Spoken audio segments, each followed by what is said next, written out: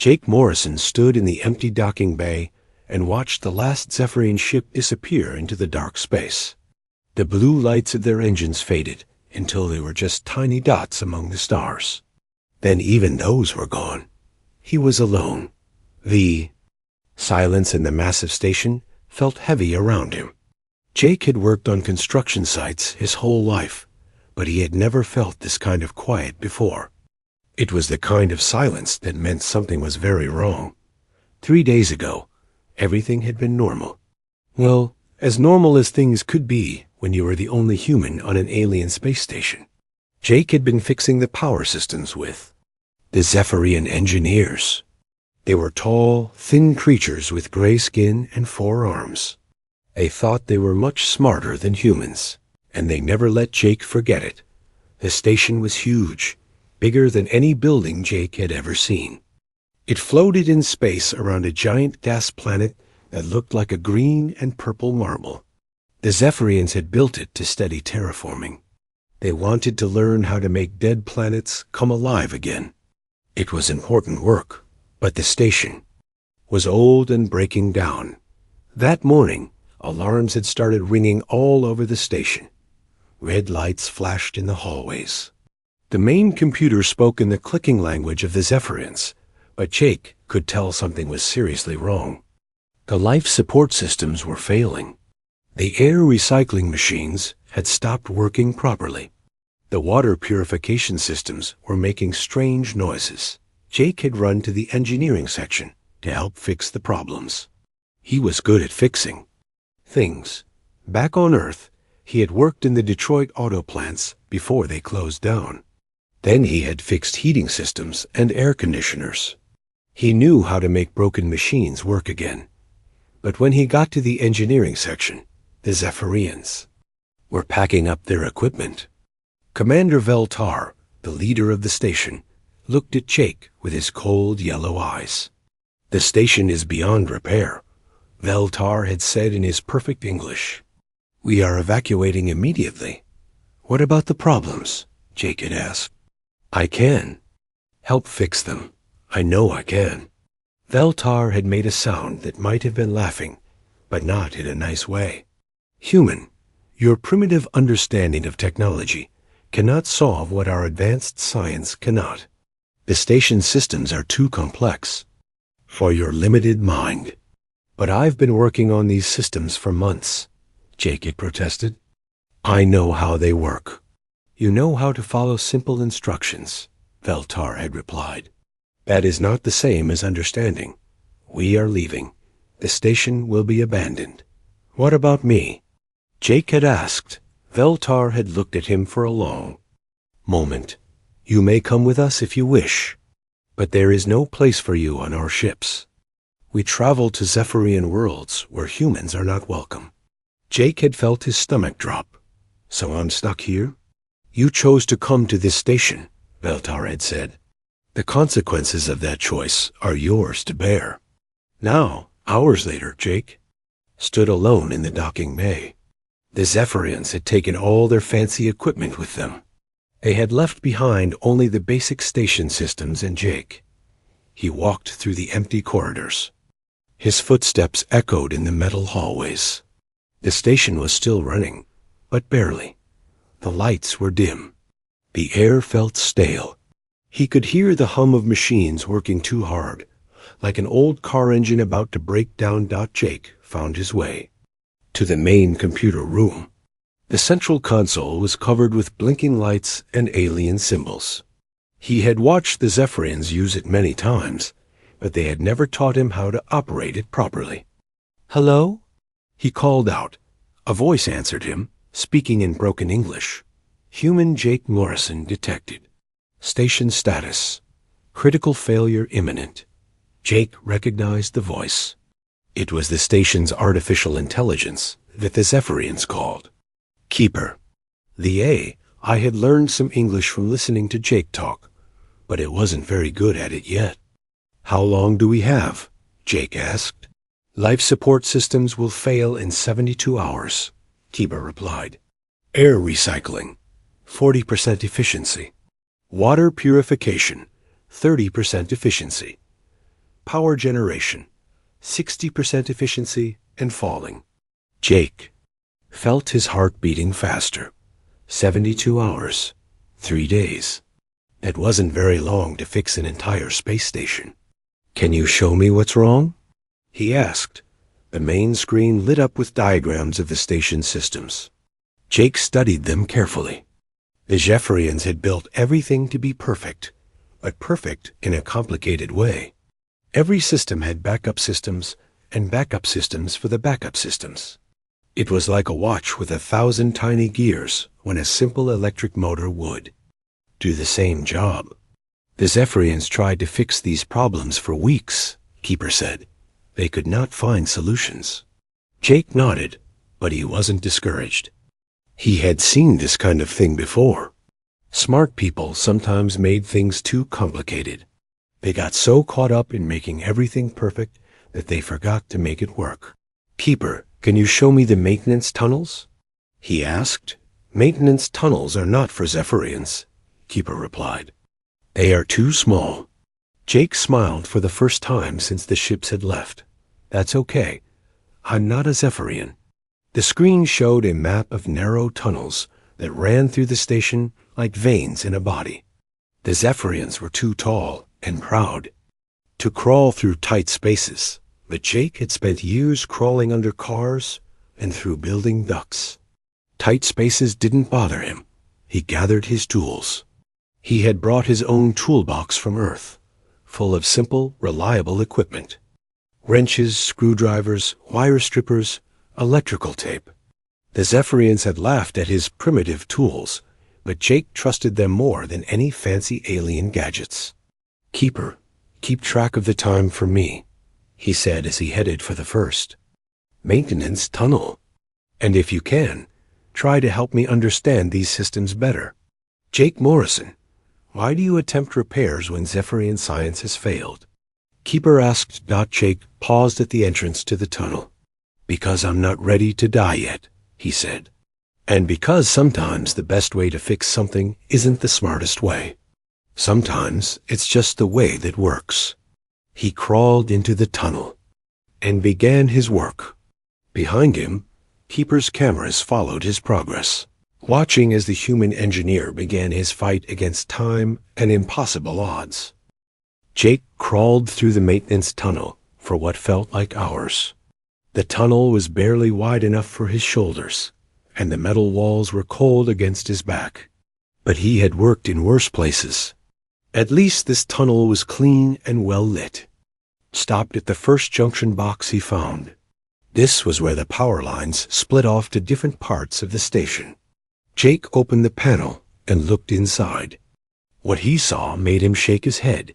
The Zephyrians had used 12 different types of connectors for 6 simple power lines. Each connector had its own backup connector, and each backup had a monitor to watch it. It was like using a computer to turn on a light switch. Keeper, can you hear me in here? Jake called out. Yes, Jake Morrison. Audio sensors are present throughout the station. Good. Can you tell me what this junction box is supposed to do? Keeper's voice explained the system in technical terms that Jake didn't understand. Something about quantum field harmonics and dimensional power matrices. Jake listened politely, then asked the real question. Okay, but what does it actually do? It distributes electrical power to sectors 7 through 12. Right, so it's just a power splitter. Jake looked at the complicated mess of wires and connectors. Why did they make it so complicated? Zephyrian engineering requires precision and elegance, Keeper replied. Each component must achieve perfect efficiency. Jake started tracing the wires with his finger. Perfect efficiency is nice, but it doesn't matter if the whole thing breaks down. He found the problem quickly. One of the backup monitors had failed, and the system had shut down the entire junction rather than risk imperfection. He pulled out his electrical tape and wire strippers. Keeper, can you turn off power to this section? That will violate safety protocols. Can you do it anyway? There was a pause. Power disabled. Jake bypassed the failed monitor with a simple wire connection. It took him 10 minutes to do what the Zephyrians had spent days trying to fix. When he was done, he called for power to be restored. The lights in the tunnel got brighter. Somewhere in the distance, Jake heard the hum of machinery starting up again. Sector 7 through 12. Power restored, Keeper announced. Efficiency, 97%. Close enough, Jake said. He was already crawling toward the next problem. The water recycling system was even more complicated. Jake found the main processing unit deep in the station's core. It was a beautiful machine, all smooth curves and glowing panels. It looked like something from a science fiction movie. It was also completely broken. What happened here? Jake asked. The purification matrix became contaminated with organic particles, Keeper explained. The system cannot process impure inputs. Jake looked at the diagnostic screen. The machine was rejecting all the water because it contained tiny amounts of dust and bacteria.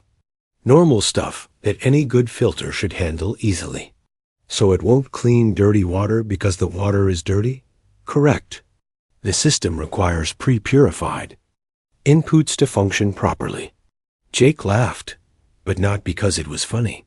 He had seen this kind of thinking before. Engineers who were so worried about making the perfect system that they forgot what the system was supposed to do. He found the main filter assembly. It was a complex array of crystals and energy fields that were supposed to remove impurities. At the molecular level, very impressive, but completely useless if it shut down when it encountered the very impurities it was supposed to remove. Jake started looking for a way to bypass the purity sensors. He found them connected to the main processing unit with fiber optic cables. Very advanced, but also very fragile. Keeper, do you have any regular copper wire on this station? Copper wire is primitive technology. All station systems use quantum entangled data transmission. That's great, but do you have any copper wire? Maintenance supplies are located in Storage Bay 15. Jake crawled back through the tunnels to the storage bay. He found shelves full of incredibly advanced materials and tools, molecular assemblers, quantum processors, gravity manipulators. But no simple copper wire. He did find something almost as good. Emergency repair cables made of a copper-like alien metal. They were designed to carry power in case the main systems failed. Jake took several lengths and crawled back to the water. Recycling system. It took him 3 hours to rewire the sensors. Instead of the complex fiber optic system, he connected them with simple electrical cables.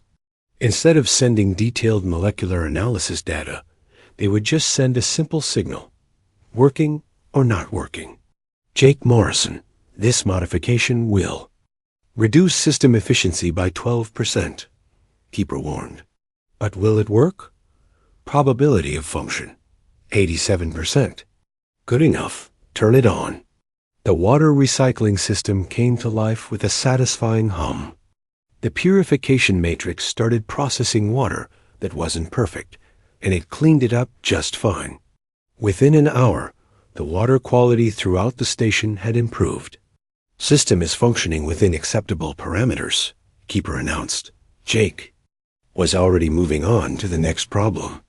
The air recycling system was located in a different section of the station.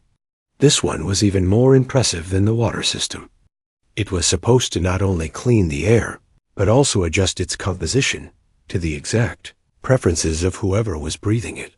The problem was that it had been calibrated for Zephyrian biology. They breathed a slightly different mix of gases.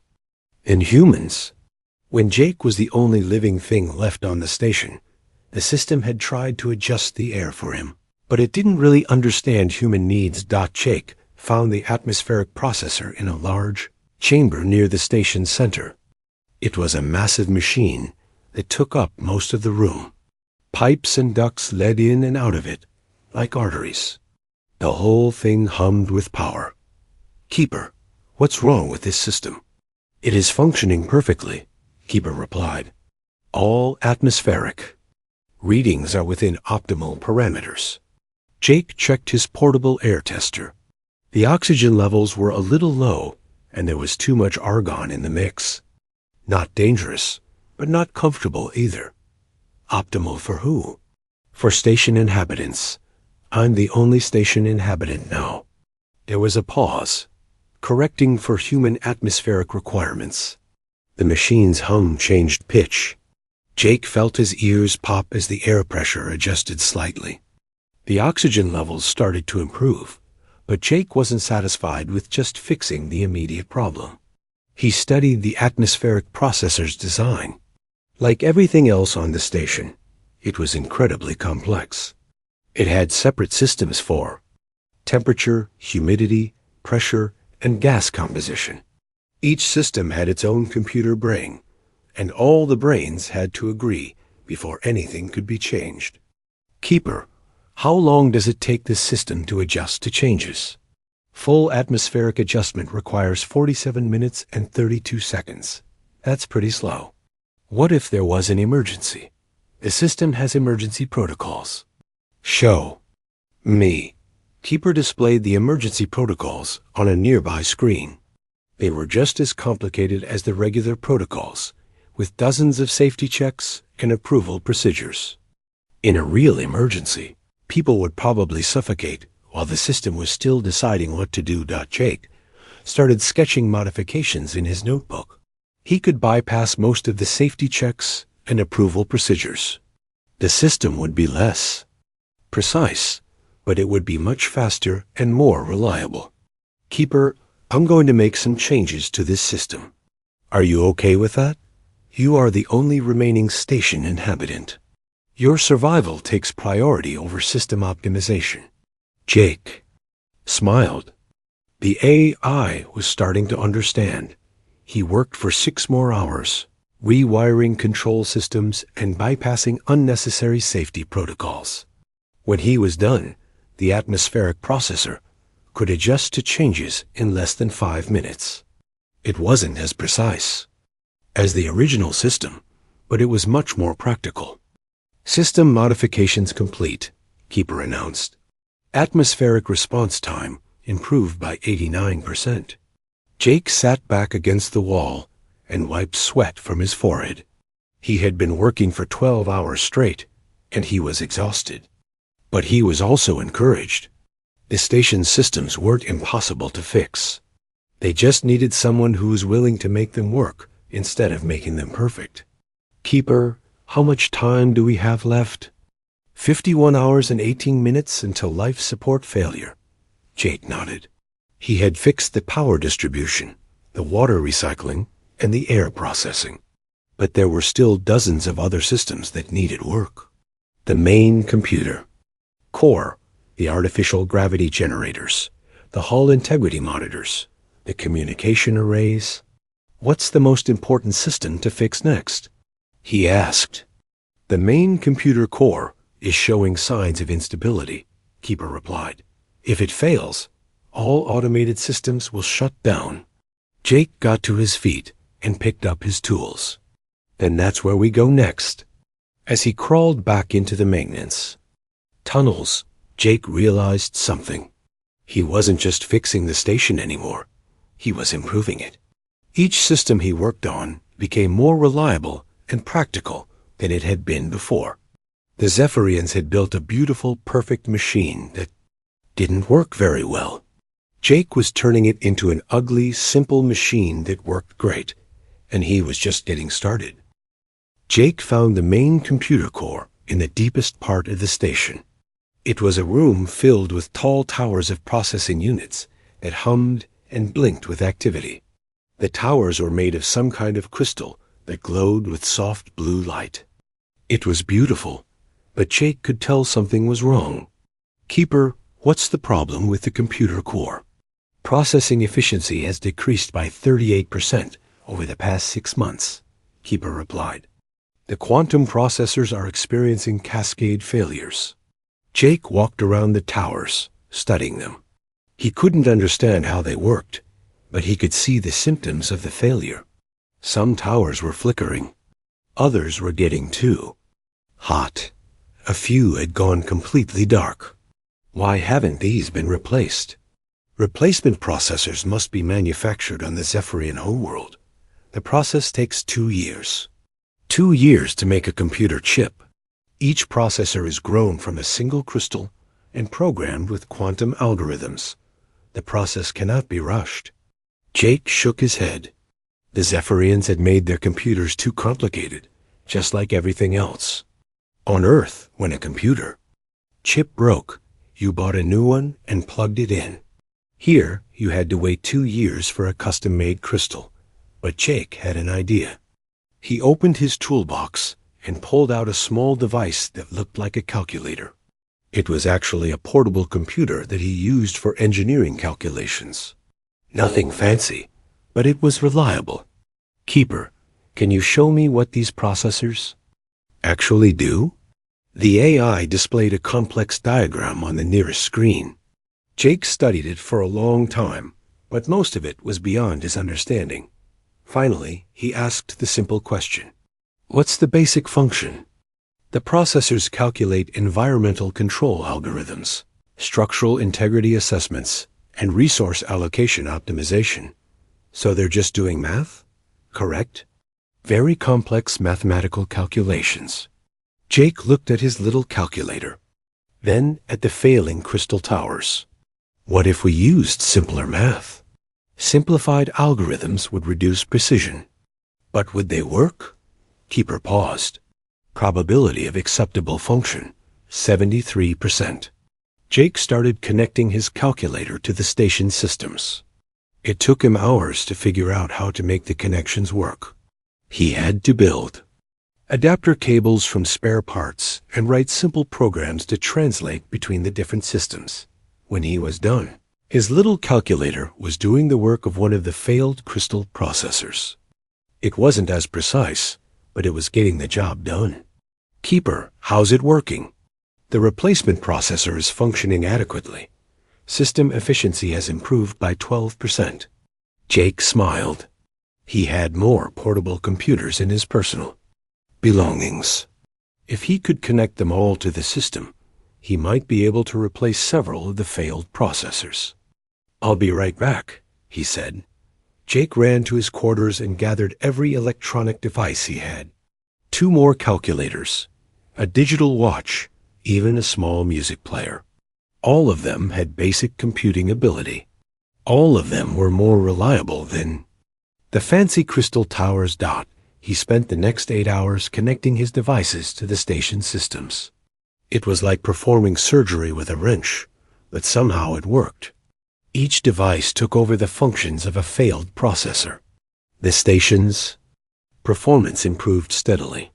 Jake Morrison, your modifications have increased overall system efficiency by 41%, Keeper announced. Not bad for primitive human technology, Jake said. I am beginning to understand your approach, Keeper replied. You prioritize function over form. That's right. Pretty is nice, but working is better. Jake was getting tired, but he wasn't done yet. He had been thinking about the station's main mission. The Zephyrians had built it to study terraforming, but their approach wasn't working. They were trying to create perfect atmospheric conditions from scratch, like building a house by first creating every atom of every brick. Keeper, show me the terraforming research data. The AI displayed years of research on the main screen. Jake studied the data carefully. The Zephyrians had been trying to transform dead planets by completely replacing their atmospheres. They wanted to strip away everything that was already there and build new atmospheres from pure chemicals. This is backwards, Jake said. Please, explain. They're trying to replace the atmosphere instead of fixing it. It's like throwing away a car because the engine is broken instead of just fixing the engine. Jake started sketching new ideas in his notebook. Instead of replacing planetary atmospheres, why not work with what was already there? Most dead planets had some kind of atmosphere. It might not be breathable, but it was a starting point. Keeper, can you run some calculations for me? Of course. Jake described his idea. Instead of creating new atmospheres, they could modify existing ones, add oxygen where it was needed, remove toxic gases, adjust temperature and pressure gradually. It would take longer than the Zephyrian approach, but it would be much more practical. Calculating, Keeper said. Your approach would require 67% less energy and resources. Time to completion would be reduced by 42%, and it would actually work? Probability of success, 91%. Jake leaned back in his chair. The Zephyrians had been working on this problem for decades, and they had been thinking about it all wrong. They were so focused on perfection that they had missed the simple solution. Keeper, can you help me build a prototype? I do not understand. A small version of the system. Something we can test. The station does not have fabrication facilities for terraforming equipment. Jake looked around the computer room. We don't need to build new equipment. We can modify what's already here. The station's atmospheric processing system was essentially a small terraforming device. It took raw air and turned it into breathable atmosphere. Jake had already modified it to work better. Now he could modify it to work differently. Show me the complete atmospheric system, he said. Keeper displayed a detailed schematic. Jake studied it carefully and started making notes. He could reroute some of the processing streams, add new filtering stages, create a system that could work with impure inputs and gradually improve them.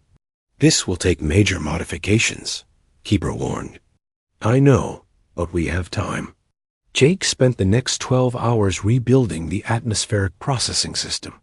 He rerouted pipes, rewired control systems, and added new processing stages made from spare parts. When he was done, the system looked nothing like the original. Ready to test it? He asked.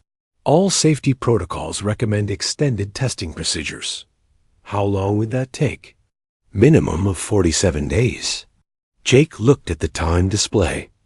They had less than 18 hours before life support failed completely. We don't have 47 days. We'll test it live.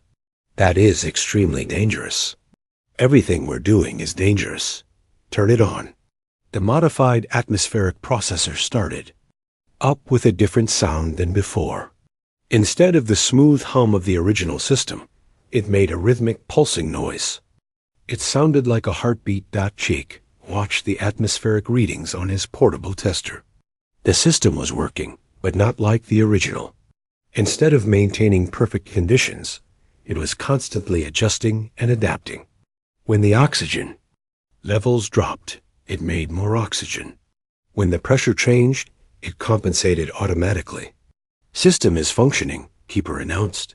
Atmospheric quality is improving steadily. How much better? Efficiency has increased by 137%. Air quality is now superior to original specifications. Jake felt a rush of satisfaction. His modified system wasn't just working. It was working better than the original. Keeper, I want to try something else. What do you propose? Let's see if we can network all the systems together. Make them work. As a team instead of individual units. The Zephyrians had designed each system to work independently. The water recycling system didn't talk to the atmospheric processor. The power distribution system didn't coordinate with the computer core. Each system was perfect on its own, but they didn't work together. Jake started building connections between the systems. He used his simple cables and basic computers to create a network that let all the systems share information. The water recycler could tell the atmospheric processor when humidity was too high. The power system could give extra energy to whichever system needed it most. Network connections established, Keeper announced. All systems are now coordinated. The effect was immediate. The station's performance jumped dramatically. Systems that had been working against each other started working together. The atmospheric processor stopped fighting the water recycler for humidity control. The power system started distributing energy based on real-time needs instead of preset schedules. Overall station efficiency has increased by 214%. Keeper reported. Jake sat back and looked at his work. The station was running better than it ever had. The Zephyrians had spent years trying to make each system perfect, but they had never thought about making the systems work together. Keeper, how much time do we have left? Life support failure. Projected in 6 hours and 43 minutes. But the systems are working now. Why is life support still failing? The main life support controller is a separate system. It has not been modified. Jake stood up and stretched. He had been working for almost 2 days straight, but he wasn't done yet. The life support controller was the most critical system on the station. If it failed, nothing else would matter. Where is it? Central Control Room, Level 7 *. Jake found the main life support controller in a room that looked like the bridge of a spaceship. Banks of monitors covered the walls, showing status displays for every system on the station. In the center of the room sat a massive control console that looked like it belonged in a science fiction movie. This is it? Jake asked. Correct. The master life support controller manages all critical systems, Keeper replied. Jake walked around the console, studying it. Unlike the other systems he had worked on, this one looked almost human. The displays showed simple graphs and numbers instead of complex alien symbols. The controls were clearly labeled in both Zephyrian and English. Why is this system different from the others? It was designed for multi-species operation. The station was intended to host researchers from many different worlds. Jake sat down at the console and started examining the displays. What he saw made him frown. The system was working perfectly. All the readings were normal. All the status indicators were green. Keeper, you said life support was going to fail in 6 hours. But everything looks fine. The controller is functioning correctly. However, it is programmed to shut down the station if overall system efficiency falls below acceptable levels. What's acceptable? 95% efficiency across all systems. Jake looked at the efficiency readings. Even with all his improvements, the station was only running at 87% efficiency. The Zephyrians had programmed the system to shut down rather than operate at less than perfect performance. So it's going to kill us because we're not perfect enough? Correct. The controller will initiate emergency shutdown in 5 hours and 51 minutes. Jake shook his head. This was typical Zephyrian thinking. They would rather have no station at all than have a station that wasn't perfect. Can I reprogram the controller? Negative. The controller is protected by quantum encryption. Only authorized Zephyrian personnel can modify its programming. Jake studied the console more carefully. The quantum encryption was probably unbreakable, but the physical connections to the controller might not be.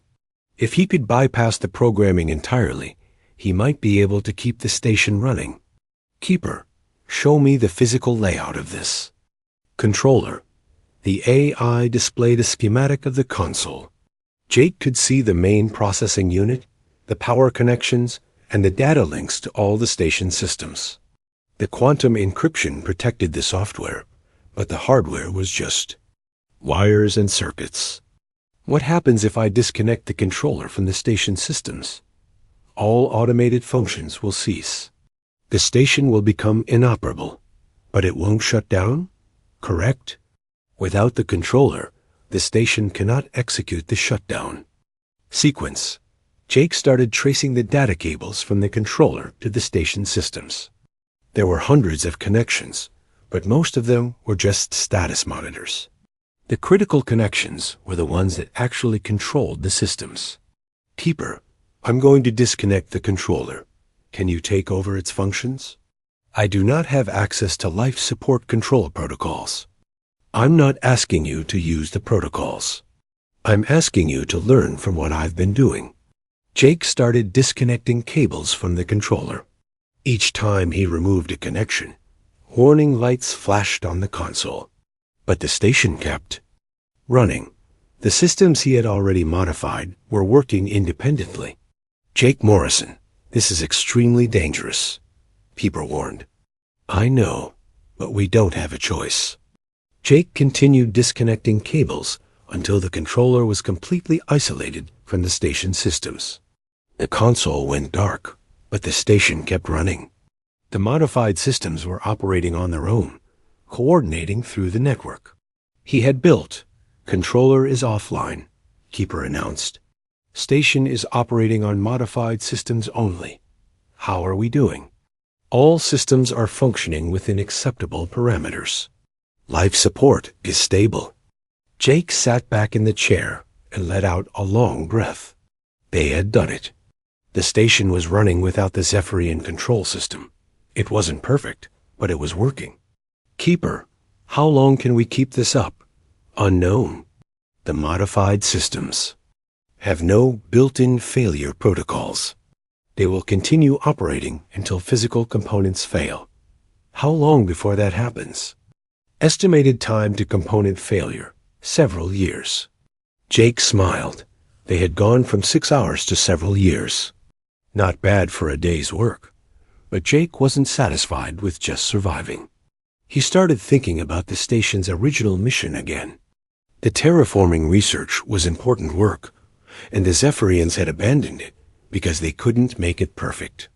Maybe it was time to try a different approach. "Keeper, can you show me the terraforming lab?" The terraforming laboratory is located on Deck 12. Jake made his way to the lab.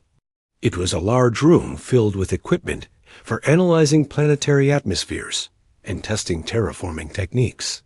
Most of it was incredibly advanced, but like everything else on the station, it was also incredibly complicated. Jake found the main testing chamber.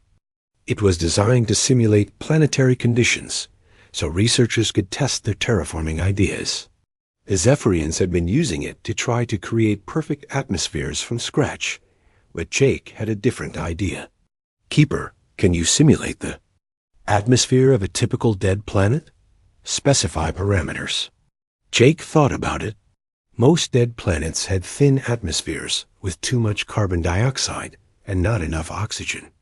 They were cold and had no water vapor. Basically, they were like Mars, but worse. High carbon dioxide, low oxygen, no water vapor, low pressure. The chamber filled with a thin, poisonous atmosphere. Jake could see the readings on the monitors. It was exactly the kind of atmosphere that the Zephyrians had been trying to replace. "Now I'm going to try something different," Jake said. Instead of trying to replace the atmosphere, Jake started modifying it. He used the station's atmospheric processing equipment to gradually add oxygen and water vapor to the test atmosphere. He removed some of the excess carbon dioxide and adjusted the pressure slowly. It took several hours, but eventually the test atmosphere became breathable. It wasn't perfect, but it was good enough to support life. "Keeper, how long did that take?" 4 hours and 27 minutes. "How long would the Zephyrian method take?" Zephyrian terraforming protocols require an estimated 47 years for complete atmospheric replacement. Jake leaned back against the wall. His simple approach had achieved in 4 hours what the Zephyrians couldn't do in 47 years. It wasn't perfect, but it worked. "Keeper, I want to try this on a real planet. The station does not have the capability to perform planetary terraforming. Not the whole planet, just a small area." Jake studied the station's systems. The atmospheric processors were powerful enough to affect a large area. The station's position in orbit around the gas giant meant they could collect raw materials from the planet's atmosphere. It might be possible to create a small bubble of breathable atmosphere on the planet's surface. "Show me the surface of the gas giant." The main screen displayed images of the planet below. It was a beautiful world, with swirling clouds of green and purple gas. The upper atmosphere contained water vapor, oxygen, and other useful gases. The lower atmosphere was mostly hydrogen and helium. Can we extract materials from the upper atmosphere? The station has atmospheric collection systems designed for that purpose. Jake started planning. If they could collect raw materials from the gas giant's atmosphere, they could use the station's modified processing systems to create a breathable atmosphere. They could then project that atmosphere down to the planet's surface using the station's atmospheric manipulation equipment. Keeper, help me calculate this. Can we create a breathable atmosphere on the planet's surface? Calculating. There was a long pause. Probability of success, 78%. Required modifications to station systems, extensive. How extensive? Approximately 60% of existing systems would require modification. Jake nodded. It was a big project, but he had already modified most of the station's systems anyway. A few more modifications wouldn't hurt. Let's do it. Jake spent the next 3 days rebuilding the station's atmospheric collection and processing systems. He connected the atmospheric processors to the station's external collectors.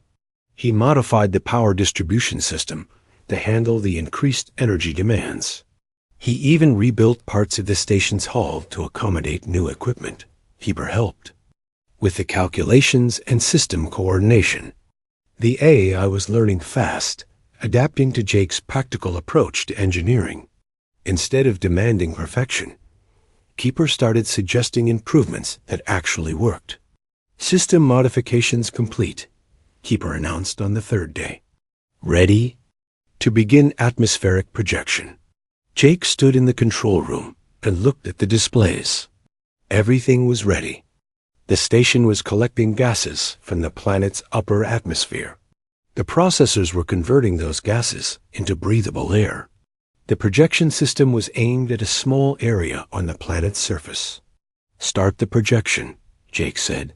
The station's hull vibrated as the atmospheric projection system came online. The Korathian ships docked with a gentle thump that Jake felt through the station's hull. He made his way to the docking bay, nervous about meeting aliens who weren't trying to abandon him. It had been almost a week since he had talked to anyone. Besides Keeper, Captain Zaktar was the first to come aboard. He was tall and lean, with gray-green scales and bright yellow eyes. His feathers were arranged in patterns that Jake guessed showed his rank.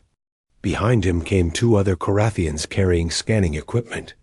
Commander Morrison, Zaktar said, extending a clawed hand. I am honored to meet you. Jake shook the alien's hand carefully. Just Jake is fine. I'm not really a commander. Perhaps not by title, but you command this station, do you not?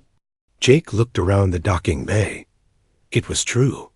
He was the only person on the station, so he supposed he was in command by default. I guess so. What brought you here? Our sensors detected unusual energy patterns from this system, Zaktar explained. Terraforming energy, but not following standard Zephyrian protocols. We came to investigate. One of the other Korathians was scanning the walls with a handheld device. Captain, these atmospheric readings are remarkable. The air quality is superior to most space stations. That would be my modifications, Jake said. The original systems weren't working very well. Zaktar's crest feathers rose with interest. You modified Zephyrian systems? That is ... unusual. The Zephyrians do not typically allow modifications to their technology. The Zephyrians aren't here anymore. They evacuated when the system started failing. And left you behind? Jake nodded. They said I was too primitive to understand their technology. Zaktar made a sound that might have been laughter. Yet here you are, operating their station better than they did. May we see these modifications? Jake led the Korathians on a tour of the station. He showed them the simplified power distribution systems, the improved atmospheric processors, and the networked control systems. The aliens were impressed by everything they saw. This is brilliant work, Zaktar said, as they examined the water recycling system. You have achieved greater efficiency with simpler methods. It wasn't that hard, Jake replied. The Zephyrians just made everything too complicated. That is their way. They believe complexity equals superiority. Zaktar studied the modified system more closely. We have struggled with similar problems on our own ships. Would you be willing to share your techniques? Jake was surprised. You want to learn from me? Of course. Good engineering is good engineering, regardless of its origin. They continued the tour, and Jake explained his approach to each system. The Korathians asked detailed questions and took careful notes. They seemed genuinely interested in his simple, practical solutions. When they reached the terraforming lab, Zaktar stopped in amazement. You have created an atmospheric projection system? It's just a prototype, Jake said. But it works. They watched the monitors showing the atmospheric bubble on the planet's surface. The bubble had grown slightly over the past few days as Jake had fine-tuned the system. The Zephyrians have been working on terraforming technology for centuries. Zaktar said they have never achieved practical results. Their approach was wrong, Jake explained. They were trying to replace entire planetary atmospheres. I'm just fixing the ones that are already there. Zaktar studied the system diagrams. This could revolutionize terraforming across the galaxy. There are hundreds of worlds that could benefit from this technology. Really? Oh yes. Dead worlds with thin atmospheres, toxic worlds that need cleaning, even habitable worlds that could be improved. Zaktar turned to Jake. Would you be interested in expanding this project? Jake felt a surge of excitement. What did you have in mind? The Korathian Trade Union represents 12 different species. We could provide resources, materials, and technical support. In exchange, we would like to license your atmospheric modification techniques. Jake thought about it. A week ago, he had been a failed engineer abandoned on a dying space station. Now he was being offered a chance to change the galaxy. What about the Zephyrians? This is their station. They abandoned it, Zaktar pointed out. Under interstellar law, you have salvage rights. The station belongs to you now. Jake looked. Around the control room, it was true. The Zephyrians had left him here to die, taking all their equipment with them. They had written off the station as a total loss. Keeper, what do you think? Jake asked. I believe cooperation with the Korathian Trade Union would benefit the station's mission, the AI replied. Then let's do it. Over the next 3 days, Jake worked with the Korathian engineers to expand the terraforming system. They brought advanced power generators from their ships and helped Jake tap into the gas giant's magnetic field. The additional power allowed them to triple the size of the atmospheric bubble.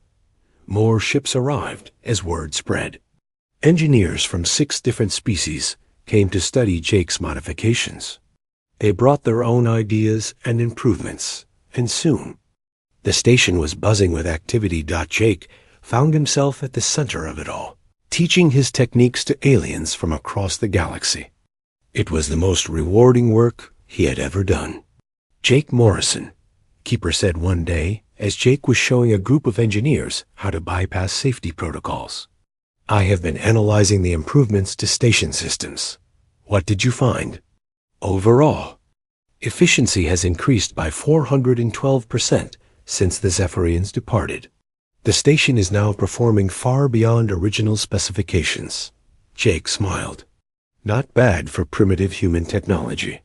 I believe the improvements are due to your practical approach to problem solving. You prioritize function over form, results over theory. That's just good engineering. Perhaps. But it is not typical Zephyrian engineering.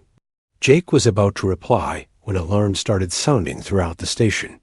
But these weren't emergency alarms. They were the approach alarms that announced incoming ships. Multiple contacts detected, Keeper announced. 7 vessels approaching the station. Jake looked at the long-range sensors. The ships were large and elegant, with the distinctive crystal hulls of Zephyrian vessels. "They're coming back," Jake said. Captain Zakhtar joined Jake in the control room. "Those are military vessels," he observed.